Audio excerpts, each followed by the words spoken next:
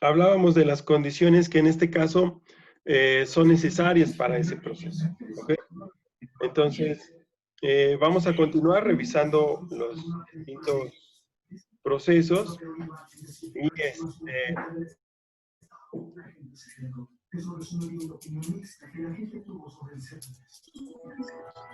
decíamos que este proceso se efectúa a temperaturas entre 450 a 500 grados con el fin de garantizar la extrusión. Y las formas del producto, del perfil que se va a obtener, pues dependen del mercado, las normativas que existan en torno a ciertos productos, o si es una característica de los clientes, ¿ok?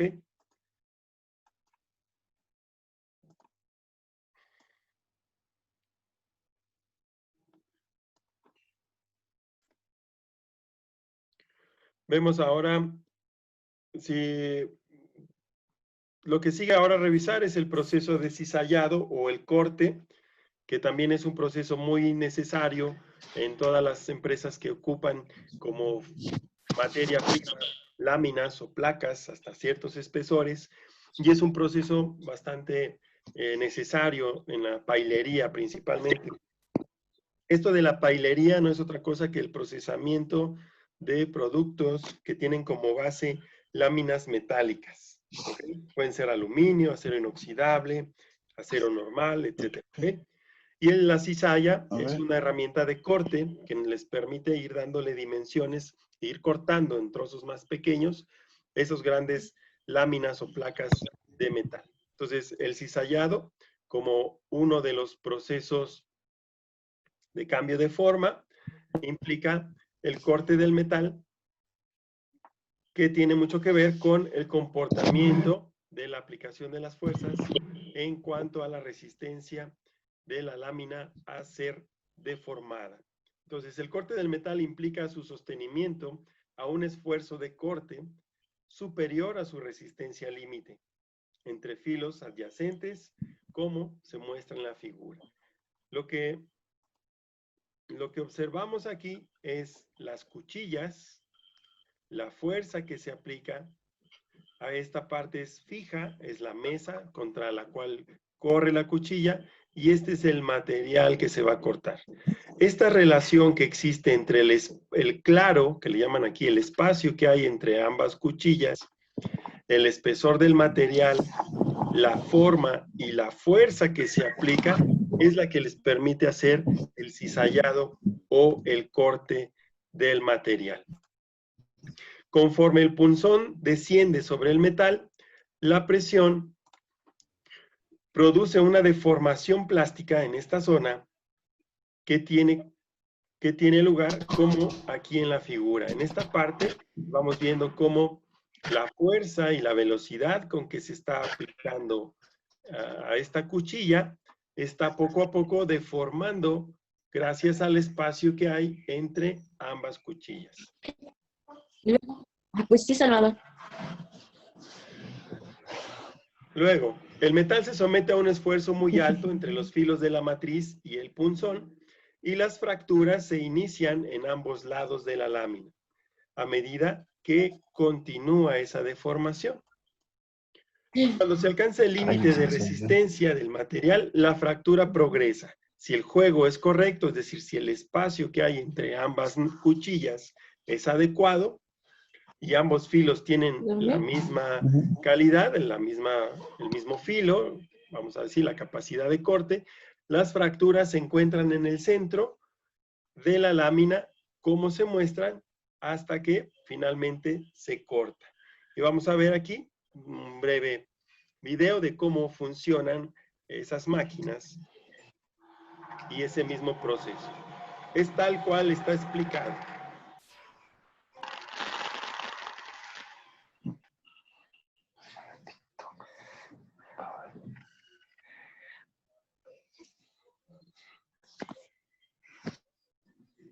Ok, lo volvemos a pasar para que lo puedan apreciar. Vean, lo que tenemos aquí arriba, esta parte, de toda esta línea de aquí hasta el fondo, es la cuchilla superior. Lo que teníamos señalado en el esquema es esta parte que está atornillada o fijada a esta mesa, que es la mesa de soporte de la lámina. Estos resortes como pistones, estos pistones que tenemos aquí como con resortes, tienen la función de sostener la lámina para que no se mueva cuando esto está haciendo el corte. Y si se dan cuenta, corre con un ángulo desde el inicio del corte hasta acá, tal cual lo hacen las tijeras, ¿ok? La única diferencia que es la cantidad de fuerza y potencia que se aplica a una velocidad específica para poder hacer el proceso explicado en los esquemas anteriores para poder cortar ese material. Entonces, vamos a ver. Hasta ahí se aplica paulatinamente la fuerza hasta que en el centro del material se ejecuta el corte.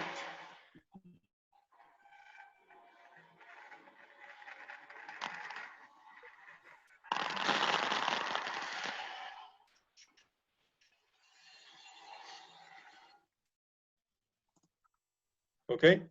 Entonces, acabamos de observar cómo es ese proceso físicamente, ¿ok? Ya vimos el esquema y explicamos Canalizar, moderar, regular, controlar, cómo va modificar, avanzando suprimir, la eliminar, fuerza. reprimir, Por ahí alguien sufrir tiene y abierto su también. micrófono, por favor, ciérrelo o guarde silencio. Y observamos cómo es físicamente ese proceso. En este caso, el doblado y el formado. Se puede efectuar con el mismo equipo que se usa para corte, es decir, prensas operadas con manivela, con excéntrico, con leva, que esos ya son, digamos, modelos de funcionamiento de las máquinas. Y en donde esté considerado el doblado, el metal se somete a esfuerzos tanto en tensión como de compresión para, dice, de compresión con valores inferiores a la resistencia límite del material, es decir, sin llegar a cortarlo.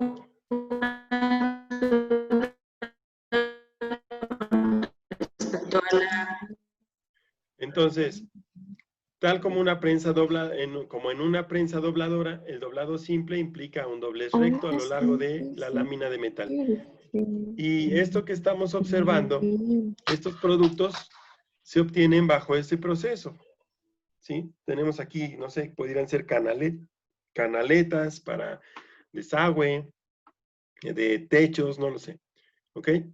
Entonces, ese es el tipo de productos que se puede obtener. El proceso es el mismo. En el doblado, para diseñar una sección rectangular a doblar, uno debe determinar cuánto metal se debe dejar para el doblez, pues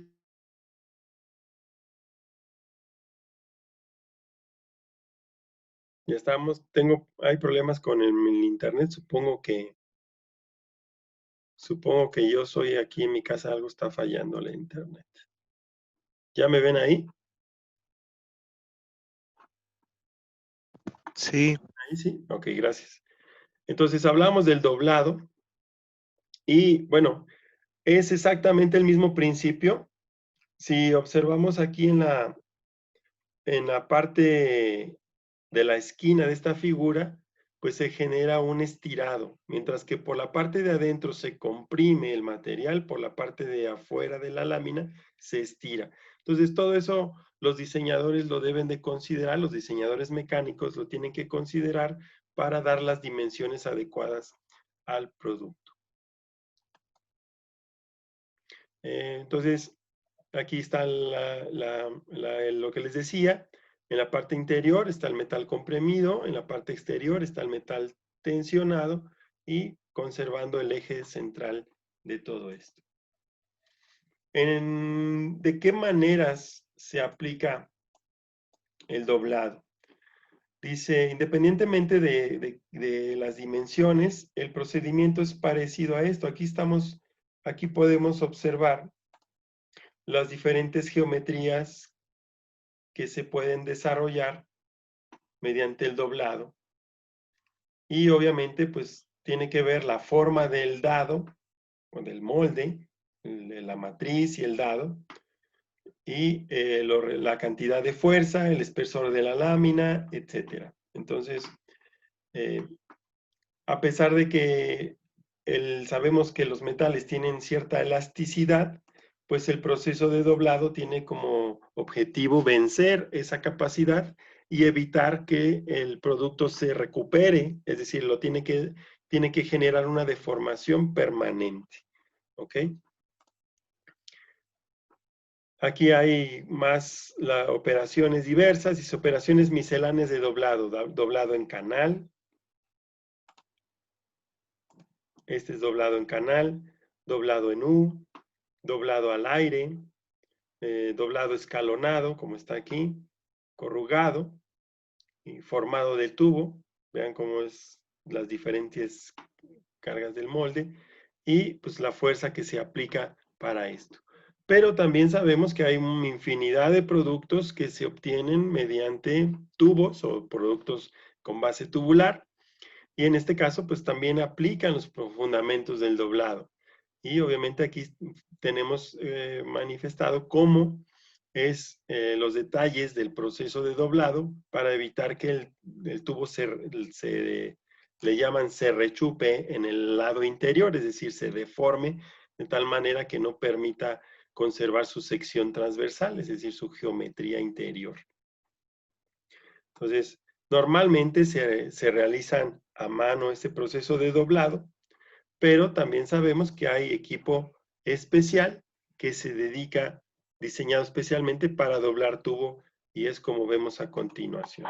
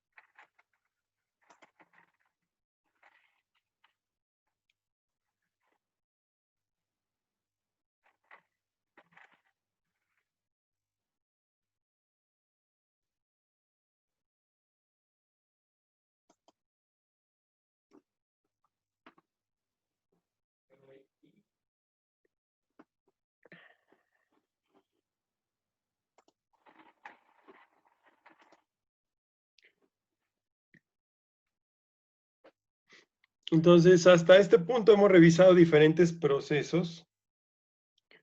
Hemos revisado diferentes procesos aplicados en la industria metalmecánica para el conformado de materiales.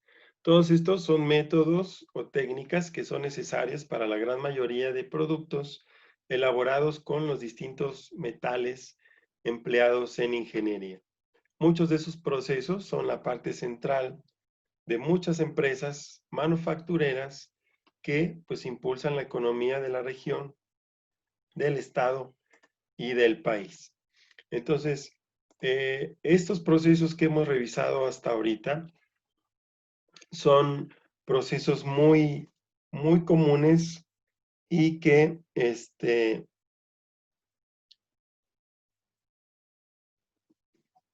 son en muchos casos el centro del enfoque de las empresas, ¿no? Hay empresas que se dedican inclusive a ofrecer exclusivamente el servicio de corte por cizalla de láminas, ¿sí? Hay empresas que se encargan de doblar para hacer perfiles especiales. Entonces, cada uno de estos procesos que revisamos hasta este punto es, cada uno de esos procesos puede ser la base de una empresa completa, ¿sale? Y en algunos casos, pues una empresa manufacturera puede llegar a incluir dentro de sus actividades hasta 2 o 3 o más de estos procesos de acuerdo al tipo de producto que ellos manejen, ¿sí? Entonces, las grandes empresas productoras de metales como aceros, como cobre, aluminio, etcétera, pues cuentan con la mayoría de estos procesos y ya otras empresas ocupan esos resultados, esos productos, pues como materias primas para fabricar refacciones, para fabricar componentes, herramientas, etcétera, ¿ok? Entonces, hasta aquí, en este sentido, con los procesos de cambio de forma, ¿sale?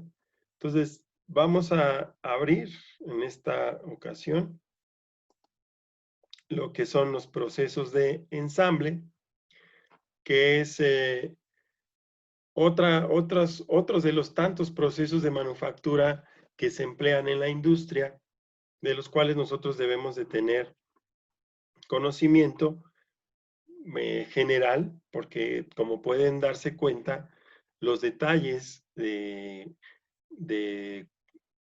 precisión o de cálculos matemáticos para definir cómo ejecutar los procesos, pues forman parte de la ingeniería mecánica. Es toda una profesión que se dedica exclusivamente a analizar a fondo todas las características de esos procesos. Vamos a iniciar nosotros, una vez que ya cerramos lo que teníamos pendiente en la clase anterior, vamos a abrir ahora con el tema de planeación de la producción, particularmente en los procesos de ensamble. Entonces, vamos a identificar que todos los productos mecánicos que encontramos afuera, pues están unidos de alguna forma, ¿sí? Son diferentes formas geométricas entrelazadas o unidas, en algunos casos de manera permanente, como la soldadura, que es lo que vamos a ver, o en algunos otros casos atornillados o incluso adheridos mediante algún pegamento y otros métodos específicos de ensamble, ¿no? Como las tapas de nuestros celulares, que son ensambles no permanentes y los podemos quitar y poner a la hora que nosotros queramos. En este caso vamos a tratar los procesos de ensamble, los permanentes, los no permanentes, los semipermanentes y otros métodos que hay para ensamblar. Hay una fuerza más motriz, más poderosa que el vapor, la electricidad y la energía eléctrica, que es la voluntad. Y en base a esto, yo quiero aprovechar esta frase para hacerles una invitación a todos. Desde que he empezado a trabajar con ustedes, he notado en algunos que no están esmerándose lo suficiente en la entrega de sus actividades. Yo necesito que ustedes